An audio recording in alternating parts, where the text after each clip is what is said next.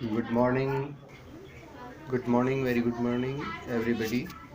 मैं किशोर भाई, Om Yog Shiksha Evam Vividh Anusandhan Vikas, Om yoga education and multi research and development centre, Haldwani, Damadua Panchakki चौराहा से आगे जमरानी रोड पर स्थित सरकारी राशन शॉप के बगल में आप सभी का ज़ोरदार स्वागत करता हूं और साथ ही आपको बधाई भी देता हूं कि आप लोगों ने कोरोना जैसी बीमारियों और अन्य रोगों से लड़ने के लिए इस बीच पूरा प्रयास किया। हमारे भारत के प्रधानमंत्री जी ने भी हमें आगाह किया है कि हम लोग मास्क वगैरह पहने, पूरे प्रिकॉशन रखें, सैनिटाइज़र लगाएं। इस संबंध में मेरा कहना ये है कि यदि हम लोग योग पर भी ध्यान दें तो योग से ही सब चीज़ का समाधान होगा। खुद हमारे प्रधानमंत्री जी भी योग करते हैं और जो भी योग करेगा, योग किसी पार्टी विशेष के लिए नहीं है, योग तो सभी के लिए है। जो भी योग करेगा वो जीवन में किसी भी क्षेत्र में कार्य कर रहा है वो आगे बढ़ेगा, इसलिए योग को हम महत्व देते हैं। और सबसे बड़ी बात यह है कि योग से रोगों का निवारण होता है। मैं एक बार पुनः बारंबार स्वामी रामदेव जी, आचार्य बालकृष्ण, पतंजलि योगपीठ को तहे दिल से शुक्रिया अदा करना चाहूँगा, क्योंकि उन्होंने काफ़ी लोगों को योग सिखाया और योग से लोगों के रोग दूर हुए।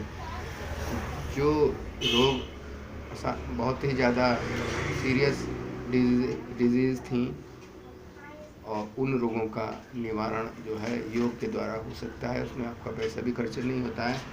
तो आप लोग यहाँ योग केंद्र में आएँ और जिसको कोई असाध्य रोग हो वो आके अपना रोग मिटा सकता है और यहाँ आकर के इसकी प्रोसेस पता करें। हम लोग समर्पित हैं आपके लिए और मैं खास करके आज 21 साल से साधना कर रहा हूँ, अभी भी साधना कर रहा हूँ, क्योंकि साधना तो जीवन पर्यंत चलती है और इससे मुझे लाभ हुआ है और करोड़ों लोगों को लाभ हुआ है। भारत में वो जानते हैं जिन्हें लाभ हुआ है, तो वो योग के लाभों के बारे में जानते हैं। रोग दूर होना योग से तो एक साधारण बात है, हमारे गुरुजी कहते हैं, और उनके भी गुरुजी हैं प्रद्युमन जी, और हमारे और भी गुरु हैं ओम शांति वाले, ब्रह्म कुमारी आश्रम, ब्रह्म कुमार आश्रम वाले, वो भी हमारे गुरु रहे हैं। तो इस तरीके से जितने लोग भी सीरियसली ईमानदारी से योग आध्यात्म के क्षेत्र में कार्य कर रहे हैं, हमारे संत लोग हैं, विदेशों में भी ये संत हैं, तो उन सभी को मैं बार बार धन्यवाद करता हूँ कि उन्होंने मेरे अंदर योग को पुनः बार जगाया। हमको अपनी इच्छा खुद ही जगानी पड़ेगी।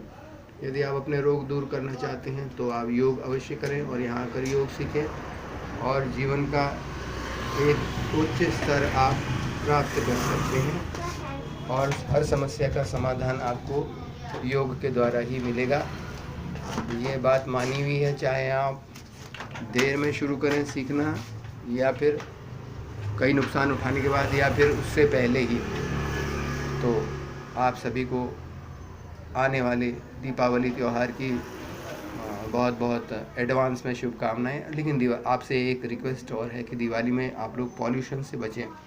ये जो पटाखे हम चलाते हैं, अनार है, फुलझड़ी है, दुनिया भर के बम हैं, तो हम भी बचपन से हमें भी ये पकड़ा दिए गए, तो हम भी लिहाजा हमने भी इन्हें चलाना शुरू किया। लेकिन इनसे होता है पॉल्यूशन। ये हमारी समझ में तब आया जब हम योग में आए, तब हमारे अंदर ज्ञान जागा, हमारी मेधा शक्ति, विवेक शक्ति जिसे कहते हैं, क्या सही है क्या गलत है, क्या करना है क्या नहीं करना है, ये जागी। तब हमें पता चला कि ये जो पटाखे वगैरह हम इनके अंदर ये भरा रहता है केमिकल्स वगैरह, ये देखिए आप दिवाली के बाद कितना ज़्यादा लोगों को पॉल्यूशन होता है ना, कितना लोगों को समस्या हो जाती है।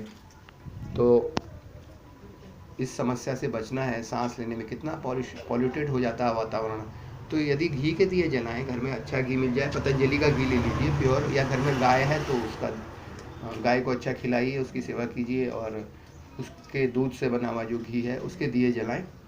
पूरे भारत में ही नहीं, पूरे संसार में अगर घी के दिए जलेंगे, जो दिए हैंडमेड होते हैं, हमारे कुम्हार लोग बनाते हैं, उनको लीजिए, अपने भारत में बने हुए अपने स्वदेशी दियों को। उनको विदेशी भी अगर इनको जलाएंगे तो दुनिया भर की बड़ी बड़ी बीमारियों से और इस पॉल्यूशन से, प्रदूषण से मुक्ति मिलेगी। बस आज इतना ही कहना है, अभी बहुत कार्य है। सुबह प्राणायाम किया और जो लोगों ने प्राणायाम मेरे साथ किया है वो लोग फिर प्राणायाम कंटिन्यू करें।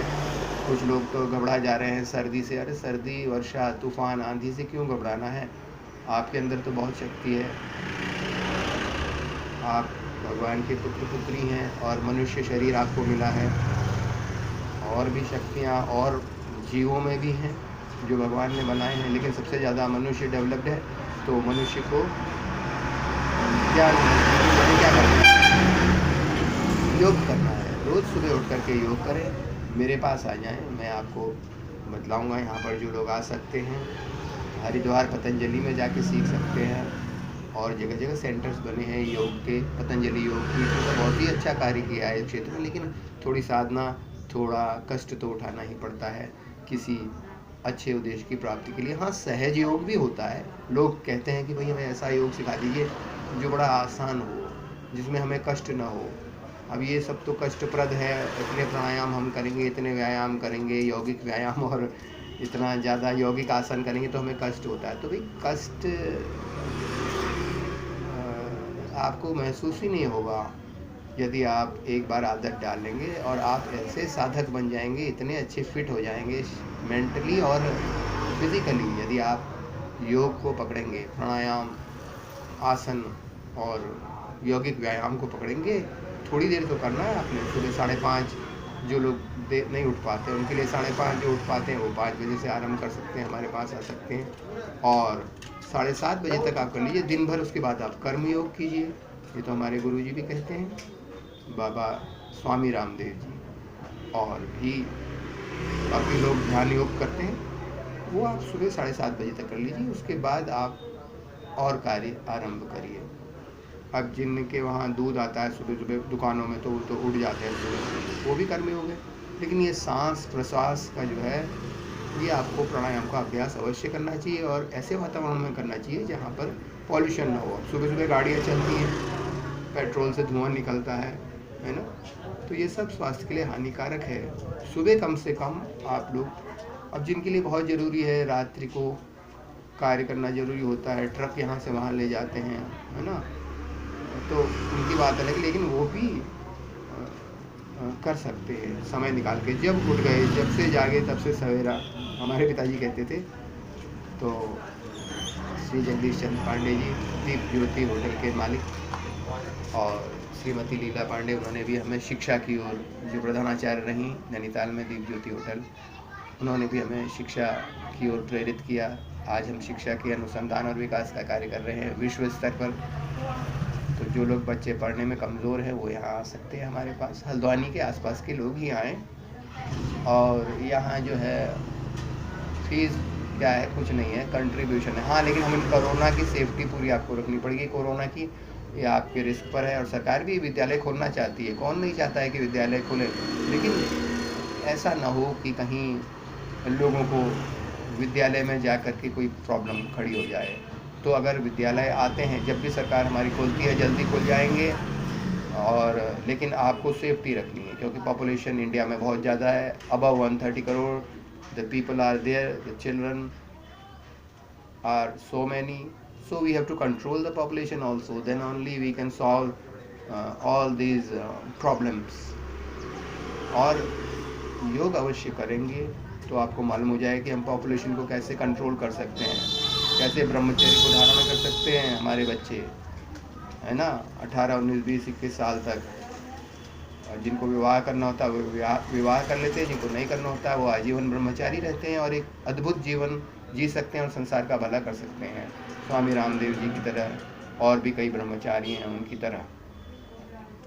तो नमस्कार, आज इतना ही कहना है। धन्यवाद।